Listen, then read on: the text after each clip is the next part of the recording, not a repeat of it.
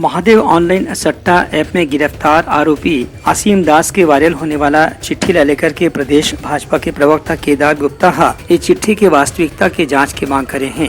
पत्रकार मन ले चर्चा करत केदार गुप्ता कहिन कि जब आरोपी जेल में बंद है तो ओकर हस्ताक्षर वाला पत्र कैसे वायरल हुआ थे, ये मामला ला पुलिस ला जांच करना चाहिए। बता दें कि पाछू दिन में महादेव सट्टा ऐप से जुड़े एक आरोपी है ऐसे कहिन है कि वह सरकार से जुड़े व्यक्ति मन के अलावा मुख्यमंत्री ला भी पैसा दिन है।